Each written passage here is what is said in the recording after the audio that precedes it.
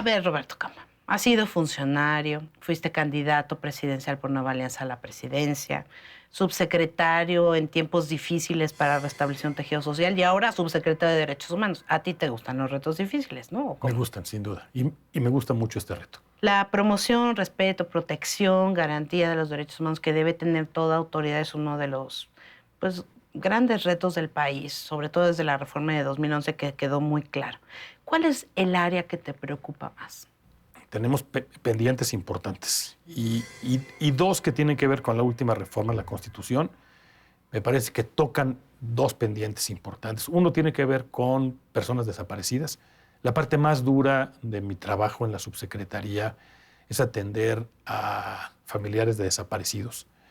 Es una realidad brutal de gente que tiene, en algunos casos, muchos años arrastrando una pena, una esperanza. Y a mí me resulta sorprendente advertir cómo encuentran consuelo, primero, cuando la autoridad los atiende, cuando la autoridad los escucha. El peor escenario es el de familiares a quienes la autoridad no quiere escuchar, ya no quiere escuchar o nunca escuchó. Y la otra parte que me llama la atención es cuando te cuentan que encontraron a sus familiares. La mayor parte de las veces los encontraron muertos. Pero los encontraron. Y entonces cuando te dicen que hace 1 año y medio que encontré a mi hija y tú no te animas a preguntarle cómo la encontró y te das cuenta unos minutos después en la plática que la encontró muerta, pero que eso le provoca, le genera una tranquilidad y una paz, pues uno entiende el tamaño de la tristeza de esas familias. Y ahora estamos trabajando a partir de la reforma al 73 en lo que será un nuevo marco legal de búsqueda, de identificación y de desaparición. Y el otro tema que tenemos que reconocer, en el que tenemos que hacer un enorme esfuerzo, tiene que ver con la tortura. La realidad es que nosotros sabemos que tenemos un problema de la detención a la puesta a disposición, que es un tema en donde... Grave. Sí, y que tenemos que erradicar la tortura. Afortunadamente, me parece, hicimos una reforma al sistema de justicia Penal. Y esa reforma hace que las confesiones mediante tortura hoy no solamente echen abajo esa prueba, sino en muchos casos, siendo la única, echen abajo el proceso completo. Pero hay que trabajar, sin duda, con las corporaciones de policía, con las preventivas, con las ministeriales, porque uno tiene que reconocer también lo terrible que significa soltar gentes que son responsables, pero también uno tiene que reconocer lo terrible que representa tener en la cárcel gentes que son inocentes y que fueron hechos responsables mediante la tortura. Pero para eso hay que legislar al respecto. Y estamos esperando una iniciativa del gobierno de Enrique Peña Nieto a que lo mande al Congreso. ¿Cuándo va a estar esta iniciativa? Recién terminó el constituyente permanente para tener la mayoría de los estados. Se promulgará la reforma en los siguientes días y el plazo será de 180 días.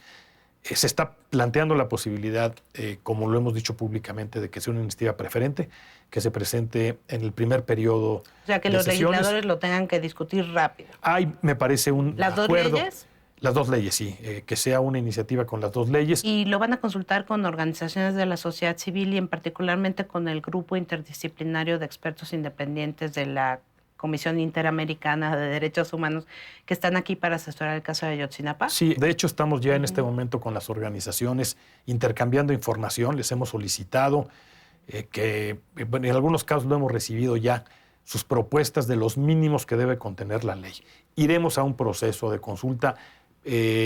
Yo confío en que podremos hacerlo público también para que cualquier gente pueda opinar sobre esta norma y de manera muy importante estamos trabajando con organizaciones de desaparecidos para que la voz de los desaparecidos, de la gente que ha tenido pues, la experiencia en este tema en particular, puedan ayudar también a la conformación de la ley. Explícame con palabras de centavo qué es una desaparición forzada y qué son las demás desapariciones para entrar a hablar qué vamos a hacer en ese caso de las desapariciones. Las forzadas son en las que interviene un representante del gobierno, la policía, por ejemplo, un policía ministerial, un militar, alguien que forma parte de la estructura del gobierno, o una gente que no forma parte de la estructura del gobierno, pero que lo hace a petición, con conocimiento de un agente que forma parte del gobierno. Por ejemplo, los 43 de Ayotzinapa, eso es desaparición forzada. Pues es que en ese caso la evidencia indica que la policía del municipio, de los municipios, intervinieron en la desaparición de esos muchachos. Y para contestar a la pregunta anterior, ciertamente uno de los temas que estamos trabajando con el grupo de expertos de la Interamericana es este. Es un grupo de 5 gentes que tienen realmente pues, experiencia y conocimiento en la materia.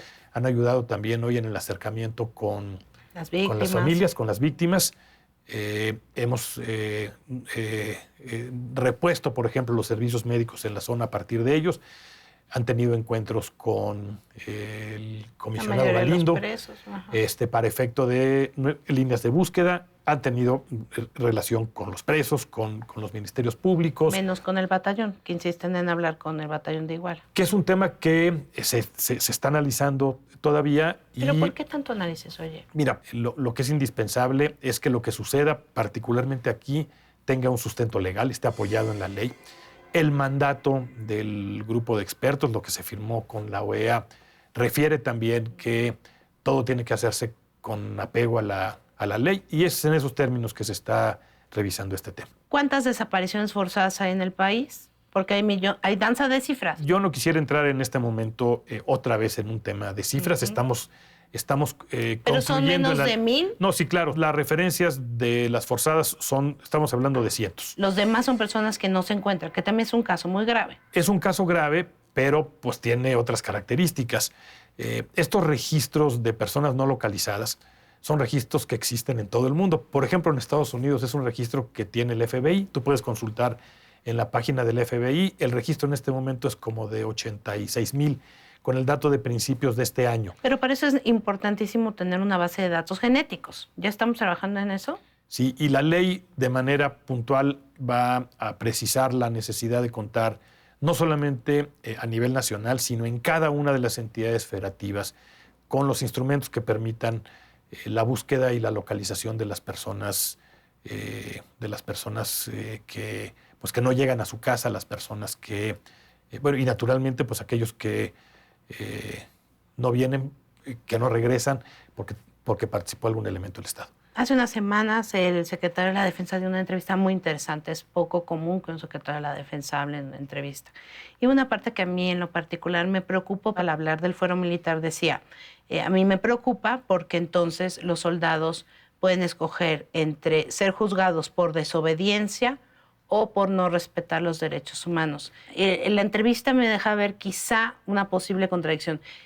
No hay una contradicción alguna, ya ha permeado la cultura de derechos humanos al ejército de manera tal que no hay contradicción alguna. Yo creo que el ejército ha hecho uno de los esfuerzos más importantes en las estructuras de la administración para que la reforma de 2011 se convierta no solamente en la letra de una ley, sino se convierta en una cultura, en una institución. Como yo entendí el tema, tiene que ver con esta discusión del fuero, efectivamente. ¿Fuero militar? Se modificó la ley y hoy cuando hay un asunto en el que interviene un militar y un civil, el fuero que lo juzga es el fuero civil. El planteamiento es qué sucede cuando hay un tema que es de un militar con otro militar. Y este es un tema de la mayor importancia, porque el ejército requiere normas que garanticen la disciplina en el ejército. Yo no he percibido y he tenido pues, muchos contactos con la Secretaría de la Defensa, es una de las instituciones con las que tenemos mayor relación. Y yo percibo que hay un compromiso de atención y de respeto a los derechos humanos de manera muy importante en el ejército. Me interesa tu opinión sobre un caso específico. ¿Tú crees que al Bester Gordillo le están violando sus derechos humanos? Yo creo que no es un tema de violación de derechos humanos, me parece. He conocido el tema y he tenido oportunidad de conversar con ella. Déjame decirte que he tenido una conversación en el último año. Hasta ahorita no, pero ella tiene derecho a salir por su edad, por su situación de salud. Es parte de sus derechos, ¿no? Entiendo que la ley lo que prevé es que es algo que tiene que resolver un juez. Y un juez valora una serie de condiciones. No es un asunto automático, es un asunto que tiene que valorar un juez. Muchas gracias. Entren a nuestra página de internet, hay más de esta entrevista con Roberto Campa. Y como siempre estamos en Facebook, en Twitter, en Pinterest y en Instagram.